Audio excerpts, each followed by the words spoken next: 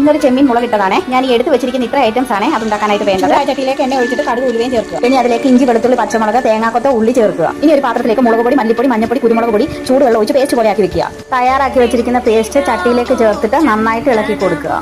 മുളക് കരിഞ്ഞു പോകാതിരിക്കാൻ നന്നായിട്ട് ഇളക്കി കൊടുത്തുകൊണ്ടേയിരിക്കണം. മസാലയുടെ പച്ചമണം ഒക്കെ മാറി ആ മുളകിന് കളറൊക്കെ ഒന്ന് വന്നു കഴിയുമ്പോഴത്തേക്ക് അതിലേക്ക് നമ്മൾ വെള്ളത്തിലിട്ട് വെച്ചിരിക്കുന്ന കുടംപുളി ചേർക്കാം. ഇനി ആ മുളകും പുളിവെള്ളം എല്ലാം കൂടെ നന്നായിട്ട് ഇളക്കി കൊടുത്തതിന് ശേഷം ഇത് നന്നായിട്ട് തിളപ്പിക്കുക. തിളപ്പിച്ചിട്ട് ഉപ്പ് ചേർത്തിട്ട് നമ്മൾ ക്ലീൻ ചെയ്ത് വെച്ചിരിക്കുന്ന ചെമ്മീൻ അതിലേക്ക് ചേർത്ത് കൊടുത്തിട്ട് നന്നായിട്ട് ഇളക്കുക.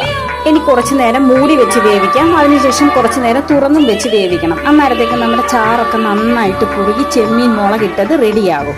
ഒന്ന് ടേസ്റ്റ് ചെയ്ത് നോക്കി കഴിയുമ്പോൾ ഉപ്പ് കുറവാണെങ്കിൽ ആവശ്യത്തിന് ചേർക്കാം. അതുപോലെ പുളി കൂടുതലാണെങ്കിൽ കുറച്ച് പുളി നമുക്ക് അതിൽ നിന്ന് എടുത്ത് മാറ്റാം. ചെമ്മീൻ മുളകിട്ടതിൻ്റെ കൂടെ കഴിക്കാൻ നല്ല ബെസ്റ്റ് കോമ്പിനേഷൻ കപ്പപ്പുഴുക്കാണ്. പിന്നെ ഉപ്പിലിട്ട ലോലോലിക്കയുടെ കൂടെ നല്ല കാന്താരിയും ചെറിയുള്ളിയും ചേർത്ത നല്ല ചമ്മന്തിയും